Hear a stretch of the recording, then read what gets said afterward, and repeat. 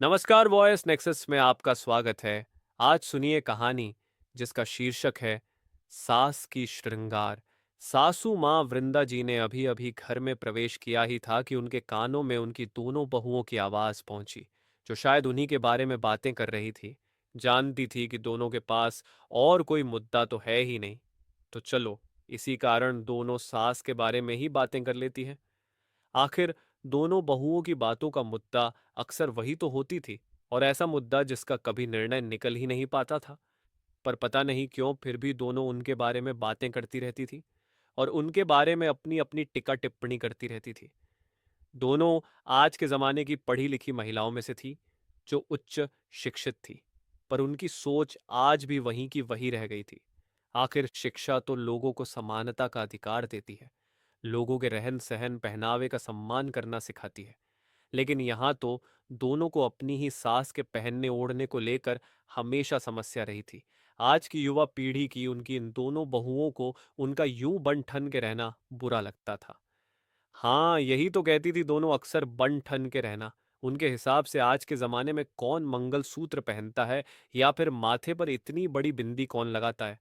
आधी मांग इतने लंबे सिंदूर से कौन भरता है, या फिर पैरों में पायल और बिछिया कौन पहनता है, और हाथों में भर भर कर चूड़ियां कौन पहनता है। उनके अनुसार तो उनकी सास काफी ओल्ड फैशन है, जो उनके स्टैंडर्ड से मैच नहीं खाती थी। वृंदा जी को शुरू से ही ऐसे तैयार रहना पसंद था। ऊपर से सोने पर सुहागा, उनके पति रमेश जी को भी वो ऐसे ही तैयार अच्छी लगती थी। वो तो आज भी जब कभी बार बाहर जाते थे तो उनके लिए कुछ ना कुछ श्रृंगार का सामान जरूर खरीद कर लाते हैं। उन दोनों का ही मानना था कि सुहागन को इसी तरह तैयार होना चाहिए। पर दोनों ने ही अपनी सोच किसी और पर कभी नहीं थोपी। जब बड़े बेटे अजीत की शादी चंचल के साथ हुई थी, तब उसकी पहली दिवाली पर वृंदा जी ने चंचल को एक बार इस तरह से पूरा तैयार होने के लिए कहा था, पर चंचल ने उनके मुंह पर ही इनकार कर दिया।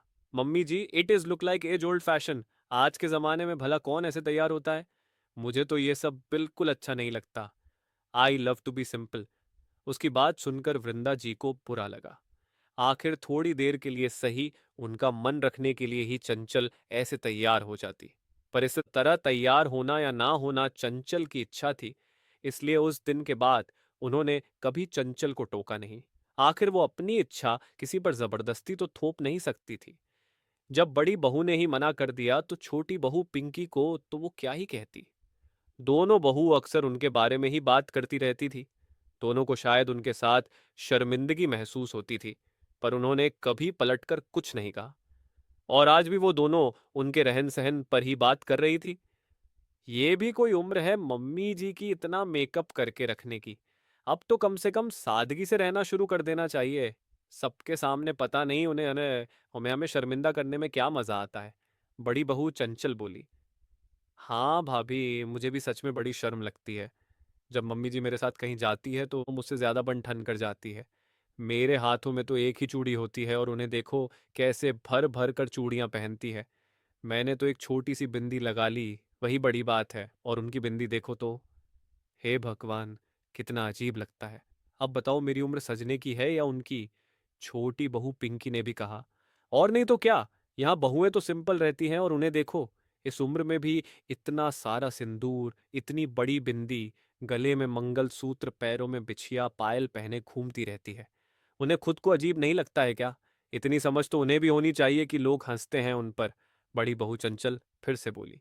काफी देर से दोनों की बात सुन रही वृंदा जी कमरे में आई तो उन्हें देखकर दोनों हैरान रह गईं। इससे पहले कि दोनों कुछ कहती, वृंदा जी ही बोली बोली, बहू मुझे सुहागन की तरह श्रृंगार करना पसंद है तो भला मुझे क्यों अजीब लगेगा। लोग हंसते हैं तो हंसने दो, मैं तो अपनी संस्कृति के अनुसार ही रहूंगी। मैं काफी दिन से ये सब सुन रही हूँ, पर मैं कुछ कहती नहीं। इसका मतलब ये नहीं कि तुम लोग मेरे बारे में इस तरह से बातें करो।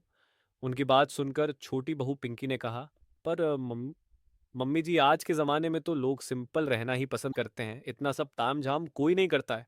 आखिर इतना कुछ पहन कर रखना, वो भी आज के ज़माने में तो सिर दर्द ही लगता है। फिर आप ये सब क्यों करती हो? हमें कितनी शर्मिंदगी महसूस होती है। कभी हमारे बारे में भी तो सोचो। बहू सिंपल रहना तुम्हें पसंद है। मैंने तुम्हें तो कभी नहीं रोका। तुम जैसे चाहती हो वैसे रहती हो। मैंने तो अपनी पसंद कभी भी तुम लोगों पर नहीं थोपी। फिर तुम मेरे बारे में बातें कैसे कर सकती हो? मैं श्रृंगार करती हूँ क्योंकि मुझे श्रृंगार करना पसंद है। मुझे मांग में सिंदूर, गले में मंगलसूत्र, पैरों में बिछिया और पायल पहनना पसंद है। और मैं अपनी सोच के साथ खुश हूँ। तो तुम भी अपनी सोच के साथ खुश रहो ना। मैंने सास होते हुए भी तुम पर कभी दबाव नहीं बनाया कि तुम ये सब पहनो।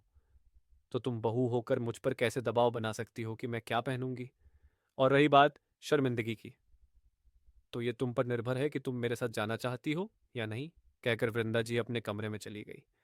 आखिर वृंदा जी की बात सुनकर दोनों चुप हो गई। अगर आपको कहानियां सुनना पसंद है तो चैनल को सब्सक्राइब, लाइक एवं कमेंट करें, अपना सुझाव दे। धन्यवाद।